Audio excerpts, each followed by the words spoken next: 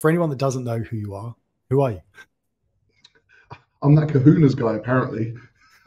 So I had a few clients actually pass through Bangkok recently, and they said, Right. "Oh, I've seen some of my friends in here in the gym, and they've messaged me online saying, oh, your coach is the Kahunas guy.'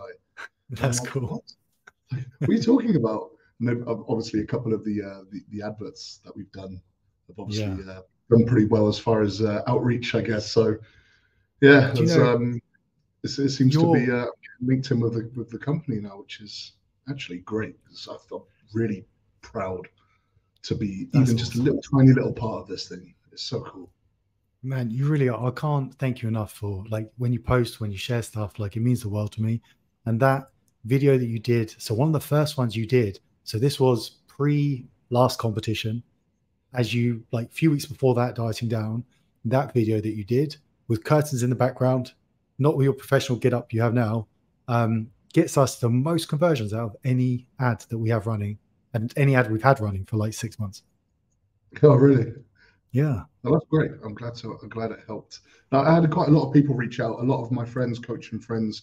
I tend to coach a lot of like newbie coaches, guys that or guys that are aspiring to be coaches, and then I'm not really sure how to, enter such what is essentially. I don't like using the word saturated, but it's a very big, busy market now, right? There's a lot of Sure. people doing it, and it can be very daunting. And just having kahunas in place from the offset just makes that introduction into the world of coaching and how to provide that high quality of service and just to navigate client interactions and things like that, and having somewhere to organize everything just makes it like the feedback I've got from people that have pushed to sign up for kahunas is just like, yeah, game changer. The same as everyone's feedback for kahunas, right? I mean, when was the last time any of us heard anything negative? It's Thank you. unbelievable watching how this has transformed over you know over just the last year. It blows my mind. I've told you every time. Like, Yeah. I don't know how you guys do it, but no, this is one thing that I'm pretty conservative when it comes to pushing products or projects and things like Mm. that. It's something you really get behind. And like I said before, I've said to you before, and in some of my posts, like just how much it changed things for me. Yeah, it's just I just can't say enough good stuff. I could sit here for an hour and just sing your praises, mate. It's unbelievable. But That's fine. Keep going. Keep going. yeah, it's, it's just been really cool, and the community is great as well. And yeah, and just all round, I'm just glad it can be. I can be a little bit of a helping hand with it, I guess. You are a huge, huge help. And I can't wait until I actually get to meet you in Dubai when you come out here. But Yes, 100%. as- Well, I keep saying to myself as well when I come out, is the offices are out there as well, right? yeah, well, You have. I say, yeah, this is my office. So we have now 51 people on the team, but everyone works from around the world. So Oh, we okay. have like Eastern Europe, UK, Africa, Egypt, here in Dubai, Australia, all over the place. Okay, okay.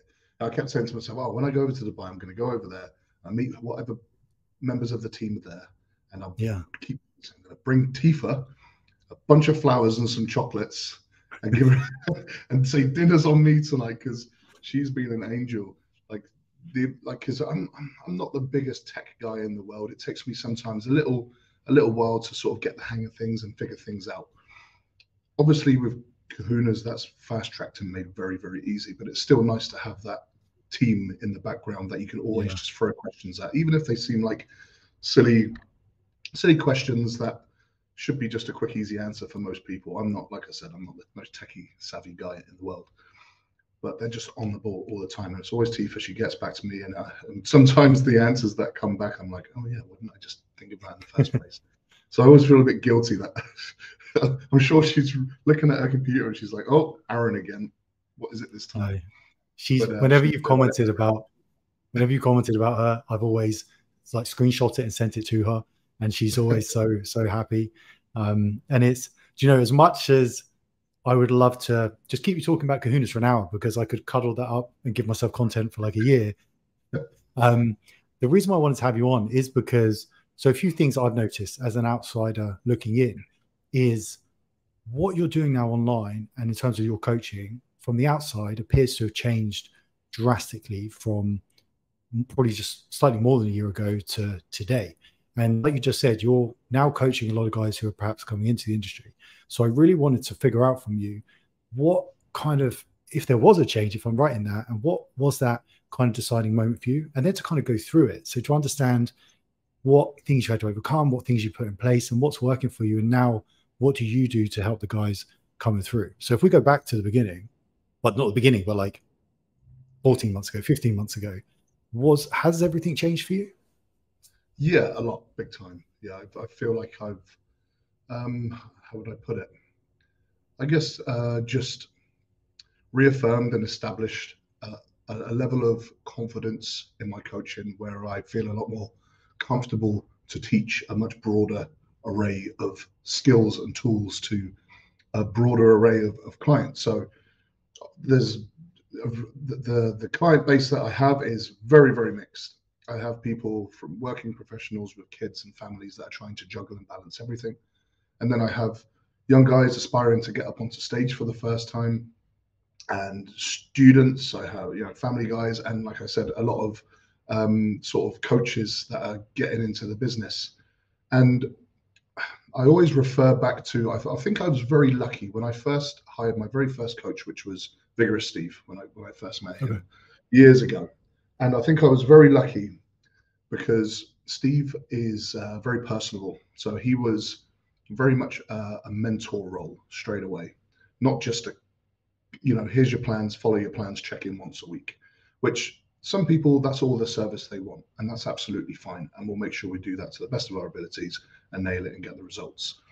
But for me, I remember I look back at those times and I had a lot of questions and I had aspirations to coach myself. And, and there's just learning the step-by-step introductions to all of these. I mean, like the rabbit hole of subjects we can go down, right? When it comes to coaching, I mean, how deep do you want to go? I've watched a whole bunch of your podcasts that you've done before, various different guests, and we can sit here and talk for hours about sleep, longevity, gut health, all kinds of things, right?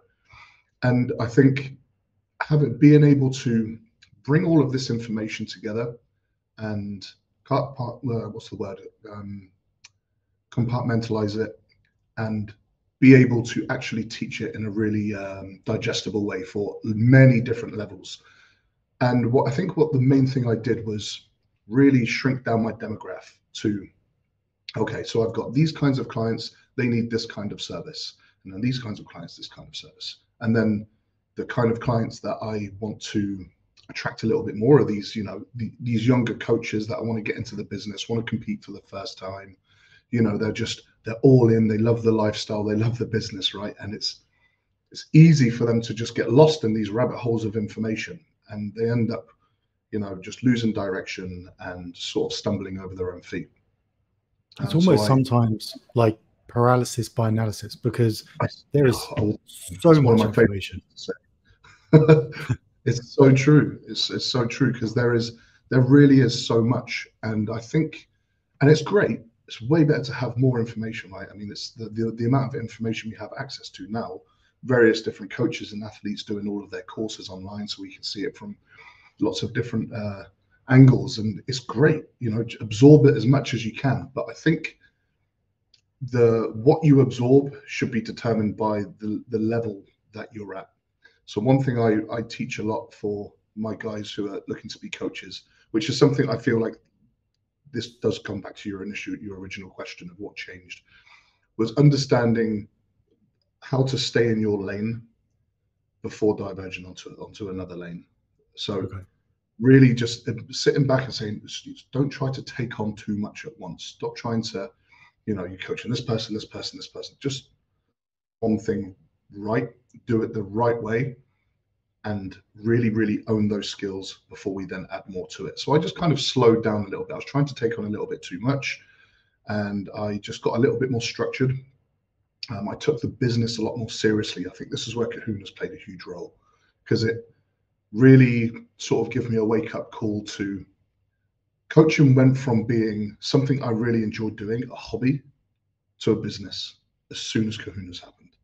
That's when it was for me like, okay, this gives me everything I need to really treat this like a business that could potentially scale a bit more and create a living that I could, this could be my main source of income. And, that's exactly what's happened. But being able to really just understand, to stay in my lane, know my clients, know my demographic, teach them really well, and then at the same time, manage my time, manage my information, what I'm taking on board, really spend some time on understanding that information, putting it into practice before I then teach it. And I just keep doing that over and over again, subject by subject, and just building up my toolbox. And that allows me, the more I build up my toolbox, the more I can expand my client base. And so by just being a bit honest with myself, where I was, what I was actually able to teach, what I was confident in teaching really well, brought the stress levels right down, took a lot of weight off of my shoulders. Then Kahunas came in and got involved. And that just really, really brought the stress levels down, because I was organized for probably one of the first times in my life. I've been all over the place trying to juggle too many things. It was really nice to have some organization, some direction, and to have it feel like a real business. And I think that's just what changed everything. And the client base reacted to this really, really well. And and it just grew fast, really fast. That's cool. And that's allowed me again just to keep, scaling up and leveling up my coaching game and understanding what kind of coach I want to be, and really sticking to that. That was one. Was there a trigger though? So that the undertaking of that, taking a moment to kind of take some pressure off yourself and think, right, I'm going to focus down now on this, and this is what I want to do. Was there a trigger that led to that moment?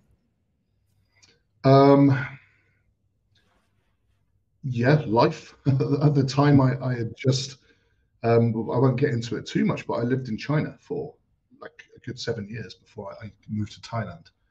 And my last leg in China was a tough one for me.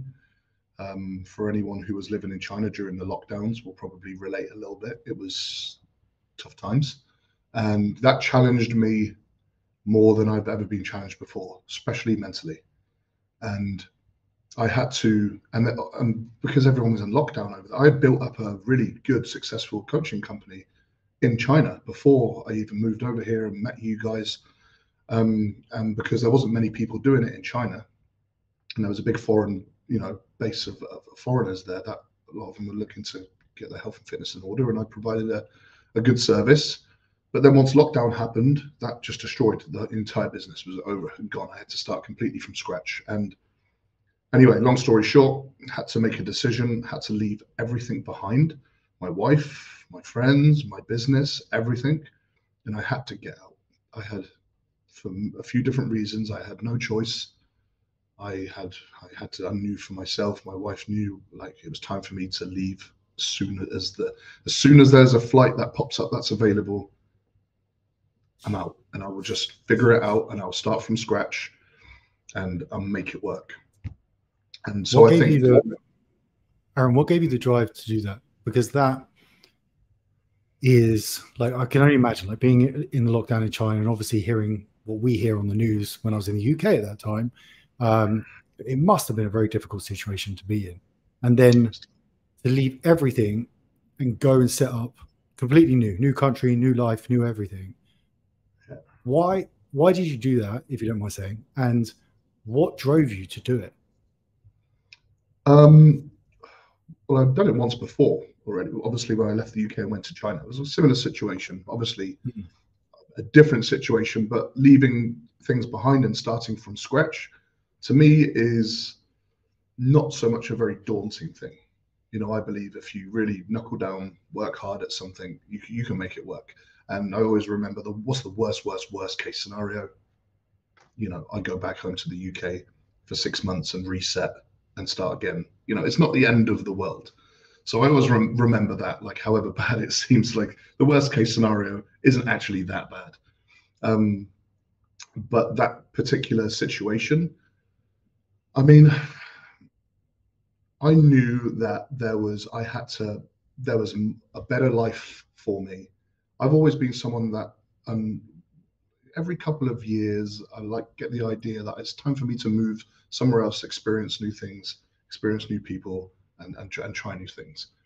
And I knew that, well, I knew before the whole of lockdown that it was time for me to leave and move on and try new things. I just kind of feel it, you feel like you get sick of the same place and the same things.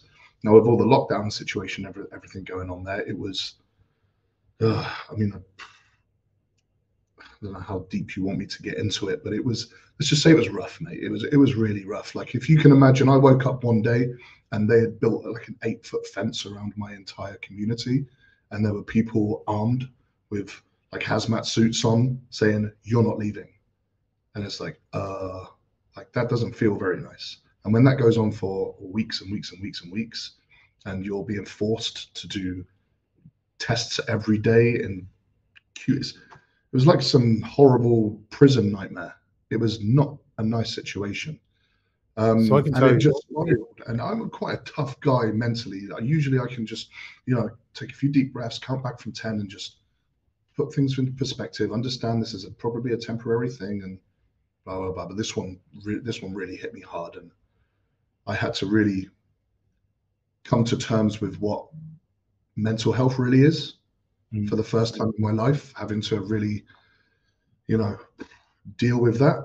Because before then I was very, whenever I sort of heard about mental health and people talk about mental health, I was always kind of in that mindset, like, if you really get your shit together and just own it, come on, you can get through this, no problem. It's like, I didn't have much of an understanding or a real world, a personal experience.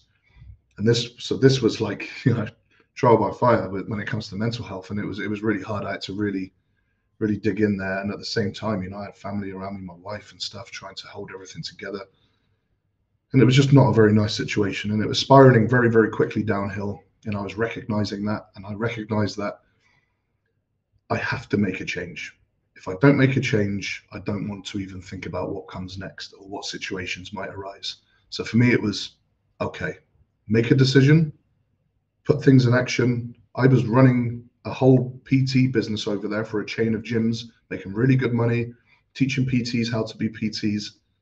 Like, we had everything set there to be very, very comfortable with no issues whatsoever. But that after all of that time, it just made me realize this is not the place to settle. It's time to get out. And those kind of moments, when you're in those kind of moments, and the scene that you set, like having the fences and everything put around, I don't know about you, but I know from other people I've spoken to and myself that if you have people that love you, that are supporting you, and you have time to reflect and you think, why do I feel this way? Because I have all of this. Like, it doesn't matter about that, but I have everything I could possibly need. Why do I feel bad? And then it makes you feel worse for feeling worse. Then you kind of go on like this little spiral of what it's not justified for me to feel this way. So now I feel worse about the fact that it's not justified. So now I feel worse about that. And you end up on this like loop. And I can tell you from my experience, the reason why we left the UK was a similar one. Like, the UK went into lockdown, and I have obsessive controlling behaviors, right? And I'm not just talking like I have to do something, I don't know, ridiculous now and again. I mean, it controls my life. So for me, having control over every single thing that happens in my life, the structure every day, makes my day comfortable. Like, it gives me enjoyment of the day, fulfillment. And so when that's taken away from me by an external party that I have no influence or control over, it broke me. I was like, I can't do this. So Vicky and I packed up the car. We went and lived in Spain. Spain went into lockdown, and I was like, no, can't do this. Went to Dubai, and Dubai, we've stayed it since. But I can relate on some level to some of the things that you're talking about. 100%. Yeah. I'd like the idea of, like, I'd worked so hard to leave the UK in the first place because I felt like my life was being controlled. I felt like society wants me to do this, work, pay my taxes, pay my bills, get married, have kids, buy a house, and spend the rest of my life in debt and live for the weekends and a couple of holidays a year. I understand that's very comfortable and very secure, and a lot of people are happy with that. Absolutely no issues with that whatsoever. But for me, I've just never had those thoughts or feelings that that's what I wanted my life to be like. So I had to take control and make decisions and make moves and make sacrifices to try and figure out, where I'm going to be and what kind of life I want to live. And yeah, and to have all of that, the freedom of choice just taken away from you so quickly. And in China, it's like it's a different kind of, like, when they tell you you cannot do something, you know what we're like, we're Brits and stuff. We're like, you can't tell me what to do. We'll figure it out. We'll get around it one way or another. Over there, it's like, oh no, you don't have a leg to stand on. Like, do not cross the line, and that's terrifying, and that weighs on you. And then all of a sudden, I kind of just felt like over time, like, yeah, you kind of realize that this idea of like freedom of choice and this nice life that I had built for myself over there could be stripped away from me at any second. I had no real control over what I was doing or what I could do in the future or what my future could be. And the whole lockdown thing just really, really opened my eyes to that. And it made me really, really depressed. It made me very, very anxious. I was in a very dark place. So I knew, like, okay, you either take action and you make changes and you take control, or you sit back, take it on the chin, and whatever happens is, it's kind of your own fault because you sit back and let it happen. And this is a really, really important lesson, because I always say to people, it's not what's happened to you, it's what you do next that matters. And so you living through that experience, what was your choice? Your choice, as Aaron, is, I'm going to sit here, I'm just going to, like, behavior breeds behavior. So I'm going to sit here and feeling depressed, and I'm just going to let it keep festering and going that way. Or this is what I'm going to do next. And I'm assuming, like, it made you a better coach having gone through all that. 100%. Yeah, definitely. I mean, now I can really appreciate people going through dark times, depressive states, like mental health side of things as well. I've had some really long, in-depth conversations with clients, and I can relate a lot more to people going through a lot of, challenging times in their lives. But I can also then pass on that you do have a choice and some power there. If you choose to sit back, don't blame the situation. Don't blame, what other people are doing to make your life hard. It's what you're not doing about it. That's what you need to, focus on. What could you do to make your life better? Not what other people are doing to make it worse. What could you do to make it better? And I try and impart that on clients now. Like, look, let's really just zoom out. Let's take a look at the whole situation, and let's really try to analyze all the aspects here and see what we do have control over. And let's try and just manipulate what we do have control over to your favor. And one by one, we'll change these things to make the situation better. And before you know it, they figure out, oh, I've had control over this one little thing in my life. Oh, maybe I can control this thing now. Oh, maybe I actually have control over this thing now. And I just try to, encourage that as much as possible. And that might be a case of, I've had guys, like, I've pushed guys to quit their jobs and move to different countries. I've had clients go through divorces, and, I'm not saying, yeah, leave her, God, she's no good for you, sort of thing.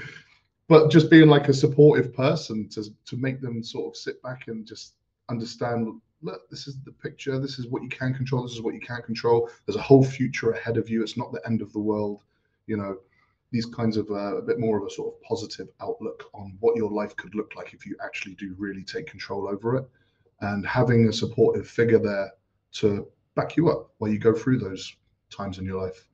And I think that whole situation in China, going through all of that, really helped me develop those personal skills to help people with their own personal problems, which I think really, really shaped the kind of coaching style that I have. Like, one thing I always fall back on with my coaching and how I present my coaching to people is, I don't want to be just here's your plans, send you on your way, tick the boxes, check in with me, and I'll give you a thumbs up emoji and send you on your way again. I really 100% believe that I have seen the best results in people when genuine coach-client relationships have been built, and they're built on trust, and they're built on a real backbone of, like, a good coach-client relationship produces results. And that takes time to build. So I really try to reinforce that, try to be understanding of people's lives, their situations and schedules, and just, and try not to be, I can be a bit of a drill sergeant sometimes, for sure. Like, I will happily sit there and say, this is not good enough. You're wasting my time and your money. This is not good enough. You will not get results doing this. Where I feel like honesty, like honesty directed and presented in the right way is what's really, really needed to get results. I think sugarcoating things is one thing.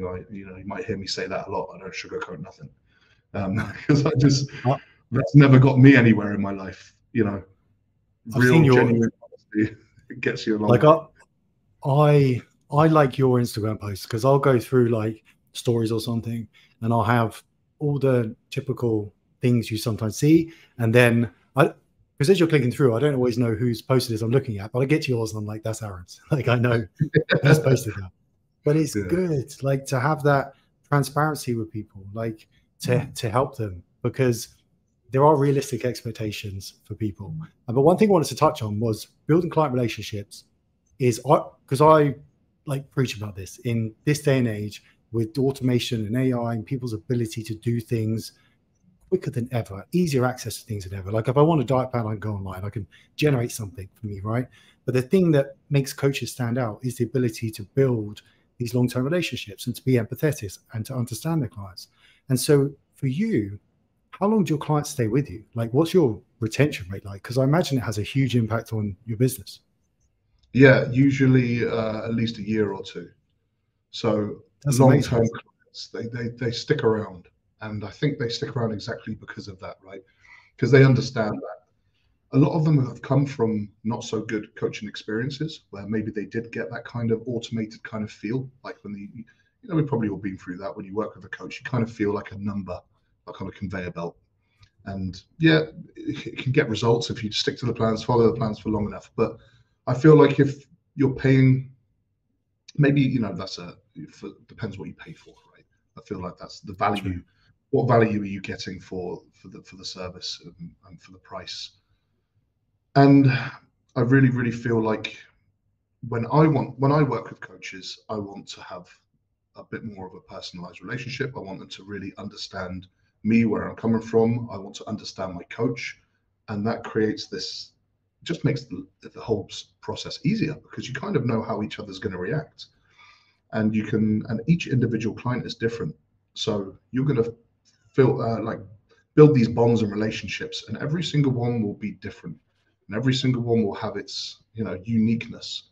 And I really like that part of coaching, because when I go through all of my check-ins and my conversations, and my clients all have 24/7 access to me all the time. I'm constantly on my phone chatting with people, whatever it might be. But it really keeps me on my toes, and it's really leveled up my people skills, because, 1 minute you're talking to, super chill, like, someone who's just like, yeah, no problem. Yeah, all good. Fine. Everything's great this week. I'll crack on with it. And then another person who might be really anxious. I have people that have been like hypochondriacs, are very, very common, and they worry about everything, and they ask all the questions, and they worry about this and this, that, and the other. And you have to respond and react so much differently to each and every one. But to me, I like that because it keeps me on my toes. It makes me laugh. It makes me smile, because at the end of the day, as long as you do put that time and effort into those people, the end result is usually pretty positive. And I feel like that's the kind of coaching I would want for my money, is just to build a little bit more personalization there. And I think, again, although people might look at Kahunas and the app side of things as, oh, that's separating you from your client, this is just more software to separate you from the personalized coaching. It's just another roadblock between me and the client, or the client and the coach. Absolutely not. I thought that at first. I was a little bit like, apps, automations, things like that. Absolutely not. It's brought me closer than ever, because I know them inside out, their habits, what they do daily, every tiny data point that we're collecting all the time. And it just brings us even closer, and it gives us that thing that we both have on us all the time. And I don't know, it just really, really works. And I thought it would be the opposite. And thankfully, Well, the complete, round turn on it yeah. is great. Sometimes we get that people comment on the ads and stuff, and they're like, they'll just comment something like pen and paper, don't use these systems or something like that. And I just think, but you don't get what the system is. It's not, because I would never want someone to use Kahunas to just try and scam people and make as much money as possible. The whole purpose of it is you're a coach and you want to build relationships with your client and you want to do what you love, which is coaching. You don't want to be doing admin stuff, like trying to figure out, where did I email this person? What was that last thing I sent to them? Like, where's the spreadsheet that I did this? It's just like, if you can have as much information about someone, you can solve their problem for them easier. It's the same as like sales, right? It's, I can't sell you something unless I know on a granular level what your problem is. And if I know what that is, then what your need is, then I can create this perfectly for you and sell it to you. And it allows you to, I think the purpose of it is to allow you to have those extra data points and stuff that you need in order to like help your clients more. And all the little tools to provide the value as well, right? So, okay, I always say, you guys, the updates and the level and scale of the updates is unlike anything I've ever seen. But the fact that all these suggestions have all come from coaches, like, it just makes it even better. This is all stuff like really relevant. Even the smallest, tiniest little changes and updates make a massive difference. And it just constantly adds value, and it constantly brings you closer to your clients because you just have way more value to provide for them. And it's just worked out really, really well. Because I'd looked at these kinds of things before. I won't drop any names of companies because I don't want to. I'm not sure if that's a good idea to talk crap about other companies that tried, but it did feel very, very automated, right? There's some very, I just didn't like it. I like talking to my clients. I like building those relationships. I like keeping it very, very real, very unfiltered, very unscripted. That's like when you see my Instagram posts. They probably look different than I see a lot of the industry's posts, and it's, to me, I see a lot of regurgitated information just presented in a slightly different way. I see stuff that seems very, very scripted, and it, to me, I get it. I understand this is why they're doing it. I've worked with different mentors and things like that before. I understand these business models and the blueprints and things that are put in place for someone to scale their business and what they have to do and what the content they have to make and present and how they present it. That's fine. Some people need that template, right? Some people they cannot just create stuff off the top of their head and it sound good or look good. So they need that kind of format, and that's absolutely fine. And they're crushing it, and it's everywhere now, and everyone's doing brilliant. And at the end of the day, no matter what the level of the coach is or how scripted they are or whatever it is, they're out there helping people, and that's a good thing. Now, for me, I just can't. I'm too stubborn. I can't do it. Maybe I'm just a little bit old school and abrasive. I don't know, but I cannot bring myself to make a scripted video and keep a straight face. When you ask me to make videos, when you said, "Oh, you can talk about this topic? Can we talk about this? Can we talk about that?" All I do is I set my phone up on a little tripod and I just ramble. I ramble, chop it up, send it. If you like it, you like it. If you don't, you don't. Most of the time, people seem to react pretty well. So then I feel like, well, because it's genuine. Content, yeah, well, I guess, right? So now when I make content, it's not scheduled. This is terrible for business, by the way. This goes against all the business model side of things. Like, don't do this. I can scale up my business way more if I stuck to like a, Monday I do this post, and this post at this time and this way and blah blah blah. It's not me. It's not me, and I don't feel genuine doing it, so I don't do it. Simple as that. I think that's a really important thing, though, is that for anyone that wants to grow their business, is not to believe that you have to do X system or you have to have X things in place in order to do it. The most important thing, systems are great, but the most important thing in any situation is that you are yourself, you're true to yourself, and you're able to deliver on your promise. Because if you try and be someone else and you promise something and you can't deliver on it, then you're not going to get a good reputation. People aren't going to come back to work with you. For sure. But I do actually also think that that does come with experience and time. For sure. I don't think I would be able to present information, be as confident on camera, say the things I say with such conviction because I believe in it and I know it and I've used it and I've proved it. When I started out doing this, I was just getting my toes wet. So there's no way I would have been stumbling over words thinking I probably would have needed a script. And so I understand for guys getting into the business and they're in their first few years of doing it. I get it. It's just like easing your way into it. Here's a guide so you don't get lost. And I think over time, you really figure out who you are, what kind of coach you are, what coach you would want to be. You have the experience to back that up.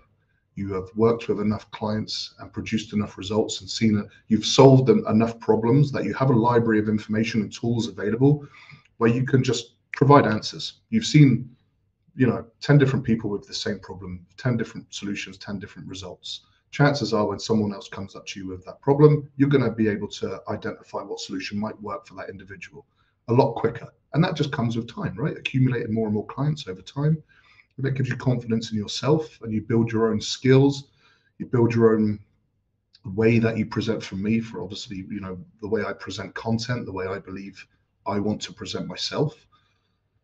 And people, if people relate to that and they like it, they'll sign up and they'll join on with me. If they like content, they will. I don't do outreach, although people keep telling me do outreach. I don't do outreach because I'm again stubborn. I'm like, if that person wants to work with me and we're meant to work together, they'll reach out to me. That tells me they're ready to work. They really want this. If I have to message someone and have an hour-long conversation with them just to convince them to jump on a call to maybe get them to sign up, to me, it's like they don't really want to do this. If they do it, it's because you talked them into it. And then what's the chances of them sticking around or really putting in the effort that's going to get results? So my idea of getting clients is a lot slower. And probably, again, don't listen to me for business advice when it comes to this. This is very much the Aaron way, and it's not going to get you rich quick, that's for sure. But I think what it does do is build you up a client base of people that really want to work with you, and that makes those coach-client relationships a lot easier, a lot more genuine. And I think there's something to be said for that. That's the big thing, right? You said you're not going to get rich quick, but when you do, so it's going to look like this, the curve's going to look like this, but it's going to keep going up and up and up and up. Whereas if you do the other approach, it's going to go like this, drop off a cliff. Like you can only maintain that for a set period of time before word gets out about, oh, well, no, Aaron actually doesn't do his coaching. Aaron doesn't do his outreach. It's not really Aaron that's taking the calls and doing the stuff. It's just he's the face of it. Like, because you can't deal with that kind of volume, it's just not realistic for someone to do it. But if you're building your own reputation and you have true morals and values, I think everyone should take a lot from this, that your name is your worth in the industry. And it's building up those relationships with people is what is going to see you being a coach in 10, 15, 20 years time. You're not going to have to go and find another job in 2 years. Yeah, exactly. Right. And I think that's what cements your reputation as well. So let's say later on down the line, 5, 10 years down the line, and I decide, do you know what? I want to make this, instead of sticking to my 50 clients at a time or whatever it is, I cap my numbers off at. Later on down the line, I think to myself, I could be helping a lot more people if I scale this out and I automate this. In 5 to 10 years time, I would have probably built a good enough reputation that people would trust in that scaled version of the business, or trust that if I have 10 coaches working under me, that I have built those coaches up over time and they're going to be providing the same quality of service that I would do myself. So, and that is all based off, I think, what coaches do in their first, those first sort of 5 years of really owning your skills, your style. You build that trust, those relationships that will last, and showing that you have been there, you've done that good foundational work. And then maybe later on, if you want to scale it up with, all the different technologies and stuff involved now, then absolutely, of course you can. But that doesn't mean you have to, I don't think you should be doing that, like you said, from sort of day one, where that's just going to drop off and you're going to lose all respect. And I think, well, we've seen it many times before, right? Those guys just get called out real quick. Yeah. And people are working their asses off, and they're going to hand over a decent chunk of their money to you every month, like they deserve a little bit more. People deserve, like most people are working their asses off, paying their bills, keeping a roof over their heads and looking after their kids and stuff like that, whatever it might be. Just give them some real value for the money they're spending. I mean, they've said, I am giving you full responsibility over my health and fitness and my hard-earned money. I think that deserves a really high level of service and quality. And if you do that, you're going to also, in return, build the skills to really, really level up your coaching game, which will allow you to scale up a bit later on down the line. And you end up, like Charlie, for instance, he did all that, the go-to foundation coach and stuff for years and years, right? Before he, scaled up his business, and now he's got other businesses on the side of that and teams of coaches and all sorts of stuff going on. I mean, that takes time. He certainly wasn't doing that from day one, right? But no. He put all the graft in first before right? trying to reach that. I think that's where these days the idea of getting rich quickly and getting successful quickly is absolute nonsense. Sure, you can set up a business and you can make it, but I think in coaching, there's time and experience that is needed for you to be able to really provide the level of service that is, even close to being ready to scale up and manage people. There's a lot of responsibility in this game, and it shouldn't be taken for granted. If you want to scale up a large, real big company and make a whole bunch of money really quickly, then I don't know, get into e-commerce or drop shipping or something like that, and buy a whole bunch of stuff and resell it and make profits and trade. There's many things you can do where people's health and fitness are not, part of the equation. Yeah. And you're not responsible for people, because I think that's the big difference. And that's where good coaches that learn these skills will survive the war with AI. they will survive, and they will thrive because we'll be able to use it so well and still be relevant. Whereas I think the people that skip those foundation coaching skills and they do become copy and paste coaches, you're getting beaten by ChatGPT already. You're already irrelevant, I think it's there's so many synergies between like building a great physique and like building a coaching business, like in terms of the time and hours you have to put in to do it. And even like you could, first year of training, you could load up 3 cc's of tren a week, do 15 IUs of insulin, like growth hormone, just smash it for like a year, and you'd probably have a good physique, but it's not going to look as good as the guy that's been doing it for 10, 15 years, like putting in the reps day in, day out. Well, I don't think so. You might tell me different. You might be like, no, shut up, Mark. Oh, no, absolutely agree. Absolutely agree. And that person's also not going to be able to present what they've done or teach what they've done. Yeah. And it's not going to last long. It's not going to last. No longevity in that. No. None at all. And so question I've got for you is, if you started over today, so with trying to build a long-term game now, and that's kind of the approach you've had, if today you're starting out, so let's say up until today you've had a different job, but you're still doing it, you love bodybuilding, you've been doing it for years, but you're like, oh, I can start coaching now. How would you get into that? So I guess essentially, like, what are you helping guys with in the early stages to get going? So let's say we've built a physique at this point, have we? We've built a physique. We've been bodybuilding and stuff for a while. We know the foundation skills as far as nutrition and training and stuff like that is concerned. Yeah, exactly. So maybe like you've never taught it. Exactly. Yeah. So that's the big bridge. That's why not all bodybuilders make good coaches, because they don't know how to present and teach that information. Being able to teach someone and talk to someone and relate to someone and be a supporting figure and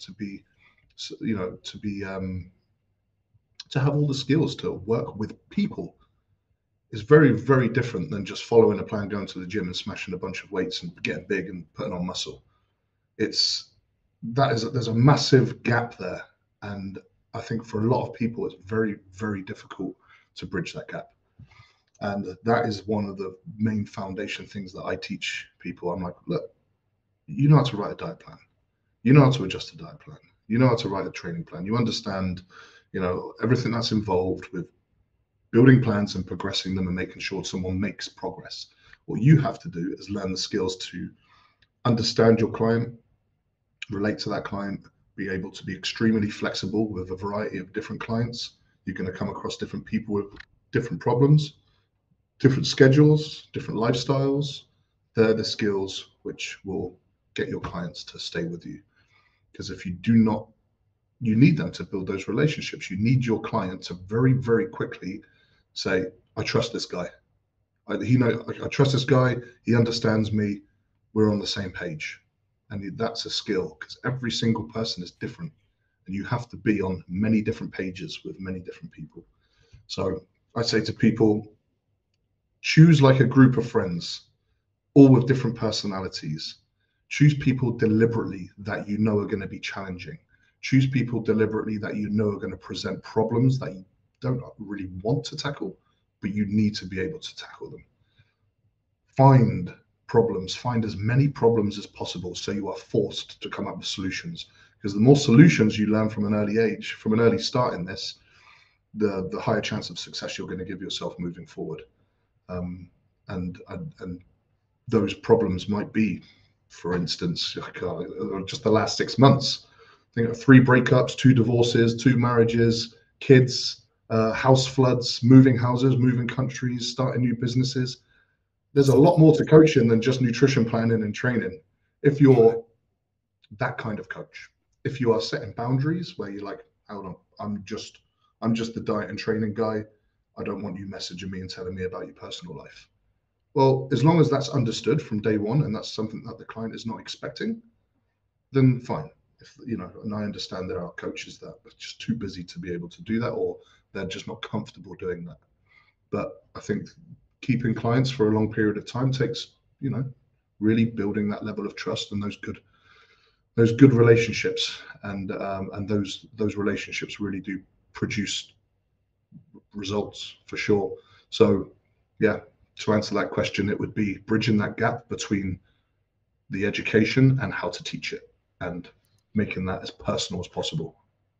You talked about, you touched on that you've paid for mentors and stuff before. So is that something you believe in, like investing into yourself? And then how useful have you found mentors? Have you come out of it amazing? The best thing I've ever done.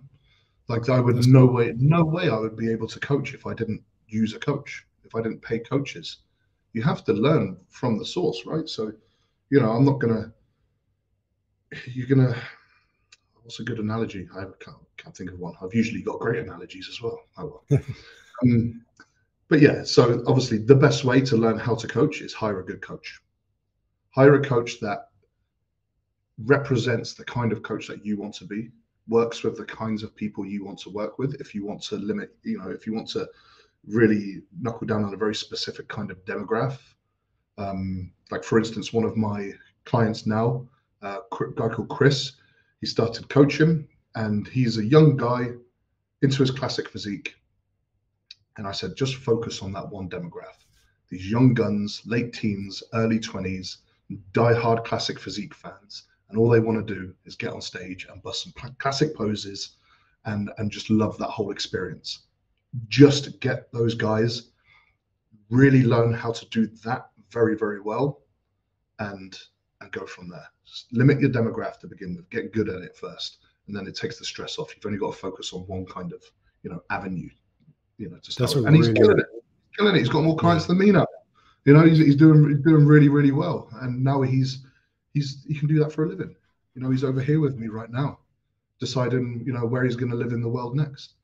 And it's just so nice to see. It's just so good to see, these guys. And he's just one example of people just leveling up their entire lives.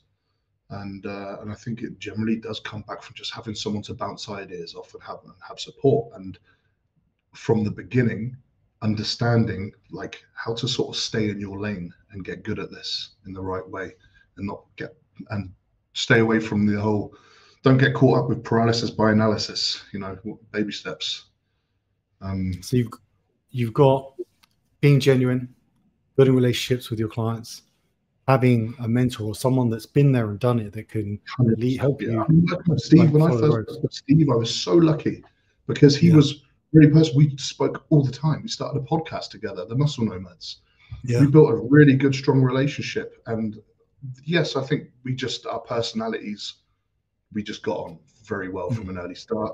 I traveled to Thailand. I met up with him. We did one training session together, and we just killed each other and sort of looked at each other. He gave me the nod, and he was like, "Yeah, right, we're working together. This is going to be fun." That's cool. And it just, it blew up from there, and we just built a really good, healthy relationship. And he was here for me, the same as I'd be here for some of my clients that have been with me that long. After all those years, when I really, really needed someone to just catch me as I was falling out of the whole China mess, he was here. He was there waiting for me and just helped me get set up here and really helped me reset, took the stress off. He literally saved my life. That's incredible. It's nuts. Yeah, I owe him a lot, and I will always remember and appreciate that he's just my coach. He didn't have to do any of that, and there's a lot to be said for that. And I think the more effort you put into your clients, the more results you're going to get. And yeah, and I think, and not just that, but he's obviously an incredible coach, a very knowledgeable guy, extremely intelligent, high level of stuff. So I've learned a massive amount of the things I know. Is pretty much most of it is going to be from Steve, and I may have gone off on some tangents and gone down some different avenues with certain things, but the foundations of everything is his teachings, and having a very good quality, good source of information to teach you how to do things from day one is crucial. So be very selective with your coach as well. Do your homework, because that could be a game changer for you if you get it right first time. I was very lucky, very, very lucky. And he taught me the skills of how to be a good mentor, those personal relationships, how they're built.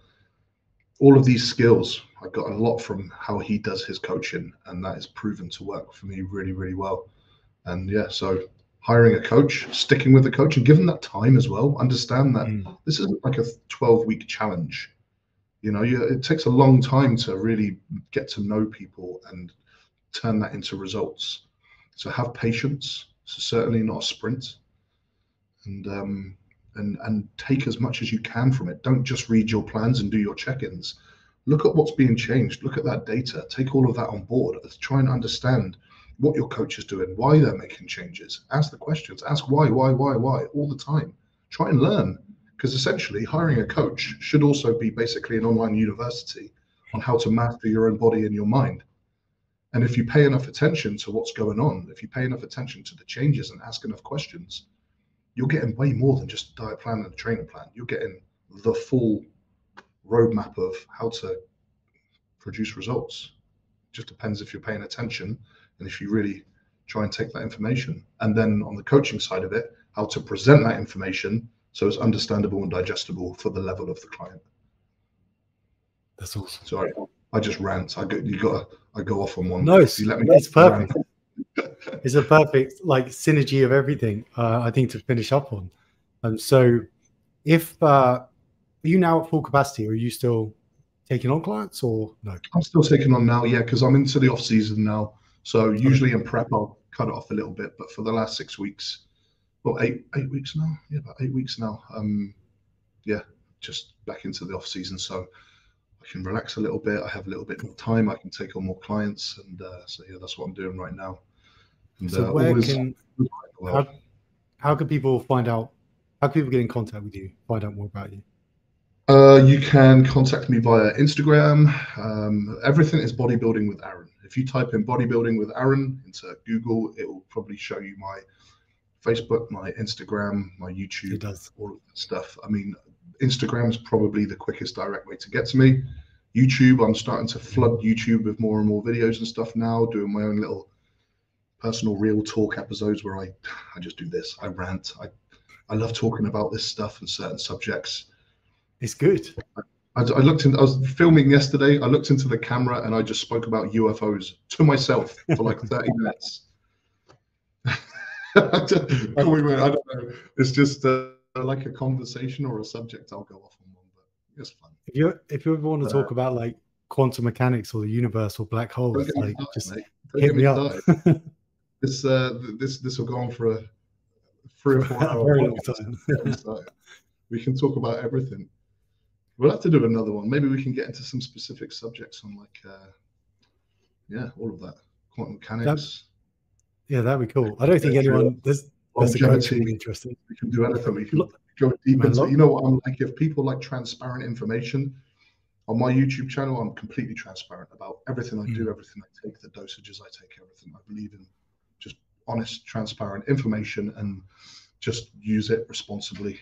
And I just try and present that in that way, like it's responsible. I'm not just this cycle, that cycle, do this, do that. Absolutely not. But I do believe that we need to take away question marks. We need to really, really take away all the confusion in the space of bodybuilding. There's too many questions. There's too much confusion where there shouldn't be any. It's not that complicated. It's just a case of the information needs to be better presented, a little bit more transparently, a little bit more honestly. And thankfully now, like with John, J3U and courses like that, there's some incredible, really well put together sources of information and educational series that some of these guys are coming up with. And those things as well, that's something I also forgot to mention for beginner coaches. Do those courses. Do courses that are created by guys that have been there, done it, and got the t-shirt. Whether it's business that you're looking into, whether it's bodybuilding, whether it's coaching, whatever it might be, they're going to give you really good hands-on, tried, tested, proven data that in a really well. I mean, the J3U course was just so well put together. I think that one will stand the test of time, and I think that's a really good introduction to that next level of bodybuilding and coaching for people to do. I know that he's doing some stuff with you guys, right? Is John and Luke going to collab a little bit with Kahunas? Yeah, we just put up a female muscle building course into the free education section. So we launched a free education section to all coaches. We have a business course in there, and then we have this lecture from Luke at J3 University as well. Yeah, so it's so good. So this is why Kahunas is the best in the game, mate. You've given everyone direct links to all of this stuff that just produces great coaches, great clients, and great results. And it's all funneled. It's all there, presented easily, all in one place at Kahunas for less than you spend on Starbucks every week. It's mental. And I'll tell you what it is, mate. I love life. Genuinely, I get up every day excited for life. And I love having conversations like this.